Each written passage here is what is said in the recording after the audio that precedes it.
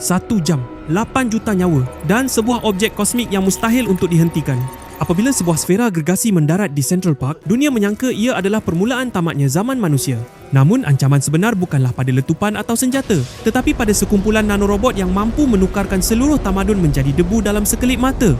Sertai Helen, seorang saintis yang terpaksa mempertaruhkan segalanya untuk membuktikan kepada makhluk asing ini bahawa manusia walaupun cacat celanya masih layak diberi peluang kedua. Pada tahun 1928, seorang pendaki gunung sedang berkhemah di pergunungan Karakoram, India. Tiba-tiba satu objek bercahaya misteri muncul di luar khemahnya. Dia memutuskan untuk melihat lebih dekat dan menemui sebuah bola cahaya gergasi yang dilitupi lapisan ais nipis. Selepas terpegun seketika, lelaki itu cuba mengetuknya dengan kapak ais yang serta-merta menyebabkannya jatuh pengsan sementara bola itu bercahaya semakin terang. Apabila dia terjaga, bola itu telah hilang dan terdapat parut pelik pada badannya. Masa berlalu dan kini tahun 2008, seorang ahli astrobiologi bernama Helen mengajar di University Princeton sebelum pulang ke rumah menemui anak tirinya, Jacob. Budak itu bersikap dingin sejak kematian bapanya, namun Helen tetap menyayanginya. Tiba-tiba, Helen menerima panggilan telefon daripada individu tidak dikenali yang memberitahu bahawa sebuah kereta sedang menjemputnya. Pada saat itu, polis mengepung rumahnya dan seorang ejen FBI mengetuk pintu memberitahu Helen bahawa dia mesti mengikut mereka sekarang. Ejen itu enggan menjelaskan apa-apa. Helen tidak mahu meninggalkan Jacob sendirian, namun mujurlah jiran mereka datang menjenguk dan Helen dapat menyerahkan Jacob kepadanya. Helen kemudian dibawa pergi, tetapi ejen FBI masih enggan menjawab soalannya. Akhirnya mereka tiba di sebuah lapangan terbang di mana Helen menaiki helikopter yang penuh dengan saintis dari pelbagai bidang seperti ahli fizik nuklear dan jurutera awam. Sama seperti Helen, semua saintis ini diambil dari rumah masing-masing tanpa penjelasan. Tidak lama kemudian, kumpulan itu tiba di Akademi Tentera Linwood di New Jersey dan pihak tentera meminta semua orang meninggalkan telefon bimbit di pintu masuk. Helen bertindak pantas dengan menyembunyikan telefonnya di bawah pakaian sebelum dibawa pergi oleh rakan lamanya, Michael, yang memasukkan nama Helen dalam senarai penting kerana kerjanya dengan seorang doktor terkenal bernama Carl. Michael mengumpulkan semua saintis dalam sebuah bilik untuk pembentangan situasi semasa. Ternyata sebuah objek tidak dikenali dari angkasa sedang menghampiri bumi dengan trajektori yang luar biasa. Mengikut pengiraan awal, objek itu pasti akan berlanggar dengan planet ini. Disebabkan kelajuannya yang amat tinggi, ia mustahil untuk ditembak jatuh, jadi kerajaan memutuskan untuk membentuk pasukan tindak balas kecemasan bagi menangani kesan malapetaka ini. Pasukan itu hanya mempunyai masa lebih sedikit daripada 1 jam sebelum objek kosmik itu terhempas di Manhattan dan membunuh sekitar 8 juta penduduk. Selepas mesyuarat, Helen mengunci diri di bilik air untuk menghubungi Jacob dan menyuruhnya bersembunyi di dalam ruang bawah tanah walaupun dia tidak memberikan butiran lanjut. Perbualannya didengar oleh salah seorang tentera wanita, tetapi bukannya menangkap Helen, tentera itu sebaliknya meminjam telefon tersebut kerana dia juga mahu menghubungi keluarganya. Kemudian, para saintis pergi ke tapak di mana objek itu akan terhempas. Mereka mula cemas kerana objek itu tidak dapat dikenal pasti dan sistem pelancaran roket telah disekat. Dalam ketakutan, mereka berpegangan tangan dan mengira detik-detik terakhir, tetapi mengejutkan apabila tiada apa yang berlaku. Pada saat itu, mereka melihat melalui tingkap sebuah bola cahaya terang perlahan-lahan menghampiri bumi sehingga ia mendarat di tengah-tengah Central Park, menyebabkan orang ramai lari bertempiaran dalam ketakutan. Para saintis segera memakai sut pelindung dan mendekati sfera bercahaya itu dengan berhati-hati. Mereka merasakan sesuatu di udara, mungkin gelombang elektromagnetik. Tidak lama kemudian, polis dan tentera muncul dengan senjata dan mengepung kawasan tersebut.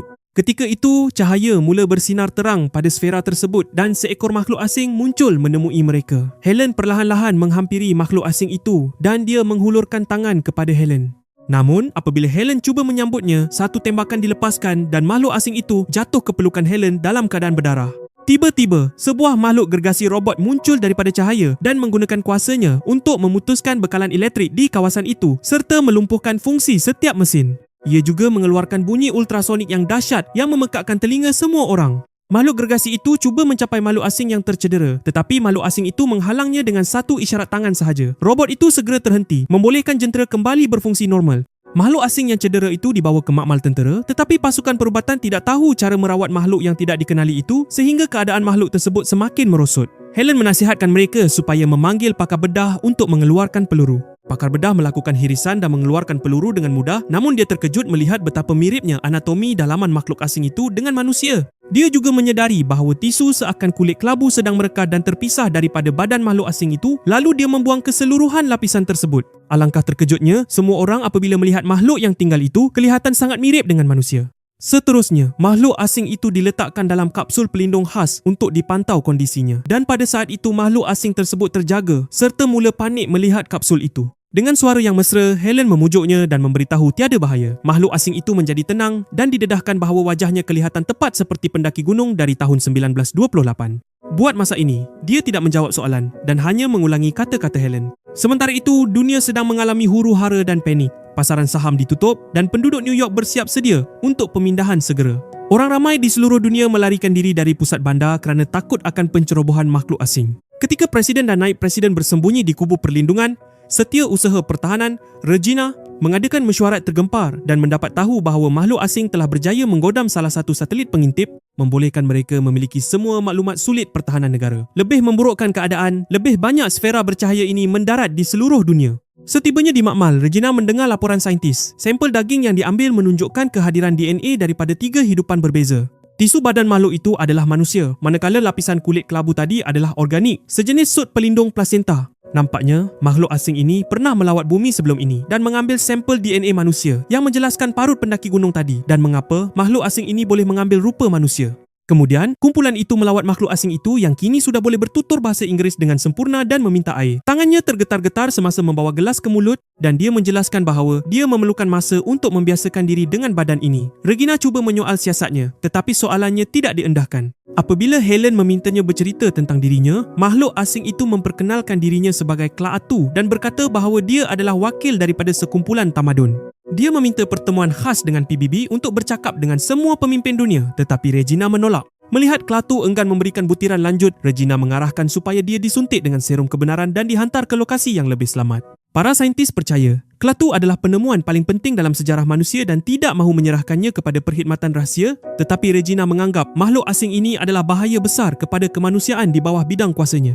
Michael dan Regina bertengkar, namun dihentikan oleh Helen yang memberi jaminan bahawa dia sendiri yang akan menyuntik makhluk asing itu. Helen diberikan sebotol serum kebenaran, tetapi dia menyelinap ke farmasi dan mengambil sebotol air salina biasa secara rahsia. Sementara itu, Regina memberitahu Klaatu bahawa dia akan dipindahkan. Apabila Klaatu berkata dia mahu pergi, Regina memaklumkan bahawa dia tidak akan membiarkannya kerana Klaatu telah menceroboh planet ini secara haram dan robot gergasinya telah menyerang tentera. Klaatu menjelaskan bahawa biorobot itu hanya diaktifkan jika terdapat keganasan, tetapi Regina mengabaikannya dan mengarahkan Helen menyuntik Klaatu. Helen memberikan air salina dan bukannya serum sambil membisikkan bahawa Klaatu mesti melarikan diri. Selepas itu, Helen dibawa pergi dan Klaatu diikat pada kerusi sebelum dibawa ke bilik pengesan pembohongan. Klaatu hanya memberikan jawapan samar sebelum menggunakan kuasanya untuk memprogram semula alat pengesan itu dan mengenakan renjatan elektrik kepada ejen tersebut. Klaatu kemudian mengawal minda lelaki itu untuk mengetahui jalan keluar dan mengarahkannya memberikan pakaian. Seterusnya, Klaatu mengawal kamera keselamatan untuk mengetahui kedudukan semua pengawal sebelum melumpuhkan mereka dengan ultrasound. Penggera berbunyi, tetapi di tengah-tengah kekecohan, Klaatu meninggalkan bangunan itu dengan tenang. Dalam kekacauan tersebut, Helen mencuri sampel tisu makhluk asing itu dan Regina mengarahkan semua sumber digunakan untuk menangkap pelarian itu. Klaatu tiba di stesen kereta api yang dalam keadaan huru-hara. Kerana badannya sebahagiannya manusia, dia merasa lapar dan menggunakan kuasanya untuk mendapatkan sandwich percuma dari mesin layan diri sambil diperhatikan oleh seorang kanak-kanak. Klaatu memerhatikan tingkah laku masyarakat yang semakin agresif kerana terpaksa menunggu. Tiba-tiba dia jatuh sakit, bergegas ke bilik air, menyedari dia berdarah dan pengsan.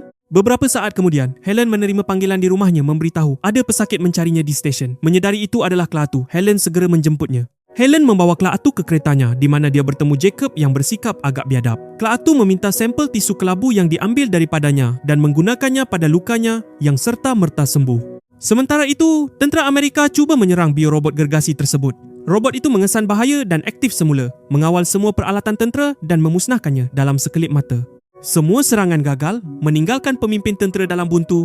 Kembali kepada Helen, dia memandu mengikut laluan yang diminta oleh Klaatu. Jacob yang melihat kesesakan orang ramai meninggalkan bandar, menyatakan kebenciannya terhadap makhluk asing. Sementara Jacob ke bilik air, Klaatu bertanya kepada Helen tentang keluarganya. Ternyata bapa Jacob adalah seorang jurutera tentera dan ibunya meninggal dunia semasa bersalin.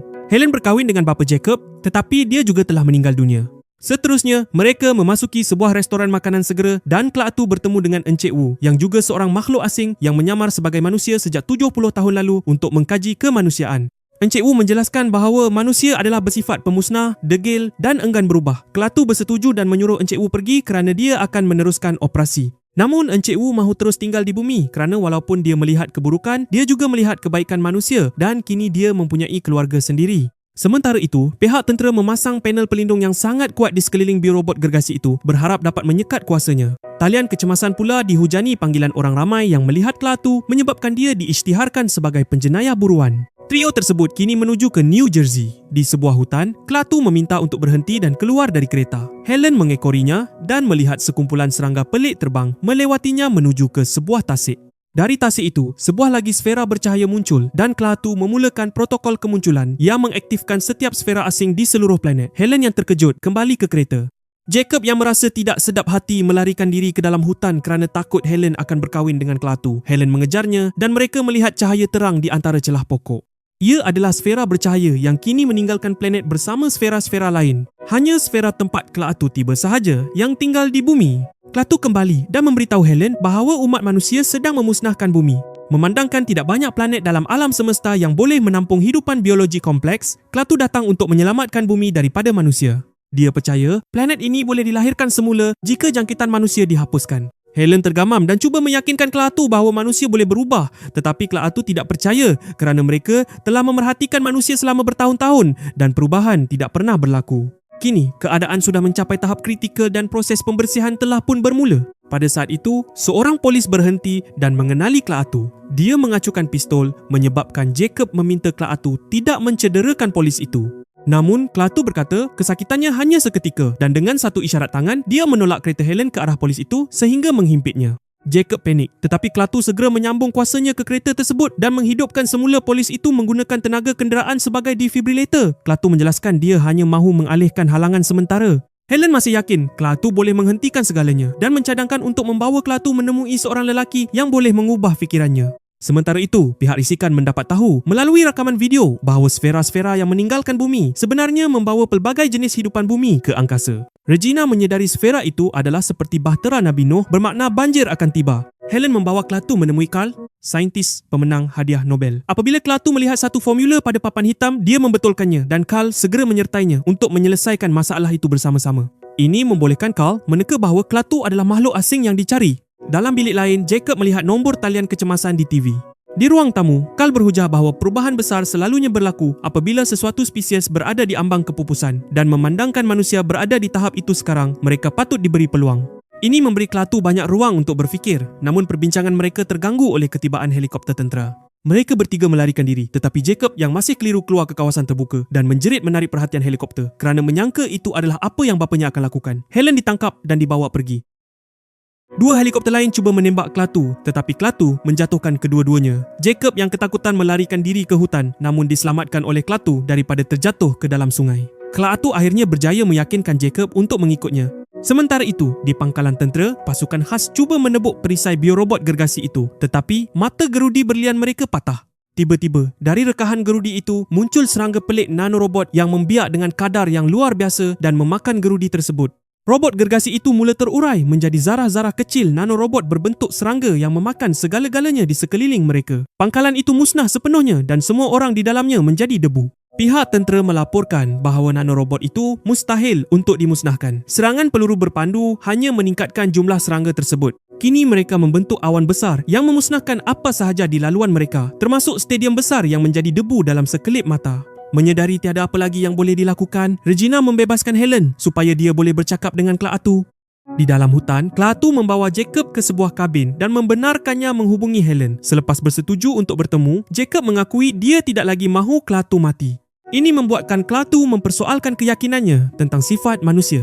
Kemudian, mereka tiba di perkuburan bapa Jacob. Jacob merayu Klaatu menghidupkan bapanya semula, tetapi Klaatu menjelaskan kuasanya mempunyai had dan tidak boleh melakukan apa-apa pada jasad yang telah lama reput. Jacob marah, namun ketika Helen sampai dan memeluk Jacob dengan erat untuk menenangkannya, Jacob akhirnya menerima kematian bapanya.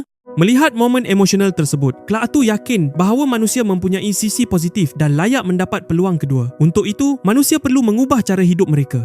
Apabila Helen berjanji mereka akan berubah, Klaatu memutuskan untuk menghentikan nanorobot tersebut. Awan nanorobot kini sedang melanda New York City, memakan bangunan, kenderaan dan manusia. Presiden Amerika yang terdesak mengarahkan tindakan tentera diteruskan walaupun Regina cuba berunding. Helen, Jacob, Klaatu dan Michael bergegas kembali ke New York ke arah sfera terakhir. Di Central Park, tentera udara mula mengebom kawasan itu menyebabkan kereta mereka terbalik. Michael terkorban, tetapi yang lain selamat. Nanorobot mula menghampiri, jadi Klaatu membawa Jacob dan Helen bersembunyi di bawah jambatan. Tiba-tiba, hidung Jacob dan Helen mula berdarah. Klaatu menjelaskan mereka sedang mati kerana nanorobot mula memakan mereka dari dalam. Helen merayu bantuan. Klaatu memegang tangan mereka dan menggunakan kuasanya untuk mengeluarkan serangga itu dan menyerapnya ke dalam badannya sendiri. Selepas memberikan pandangan perpisahan, Klaatu melangkah keluar ke arah awan nanorobot sehingga dia sampai ke sfera tersebut. Dia menyentuh sfera itu, menyebabkan badannya terurai, tetapi pada masa yang sama, memusnahkan semua nanorobot di seluruh dunia. Apabila serangga-serangga mati itu jatuh ke bumi, semua teknologi juga terhenti fungsinya dan bandar-bandar menjadi gelap gelita. Inilah harga yang perlu dibayar oleh manusia atas apa yang telah mereka lakukan kepada bumi. Helen dan Jacob keluar melihat sfera bercahaya itu meninggalkan planet mereka dan Jacob membayangkan bahawa hakikatnya kehadiran Klaatu masih ada bersama mereka. Apa-apa pun pengajaran hari ini, kalau nampak robot gergasi jangan cari pasal. Kalau korang suka video ni, belanja like 1 kali. Kalau tak suka, korang boleh pergi cari Klaatu kat Central Park. Saya Jojo, ciao dulu ye. Bye bye.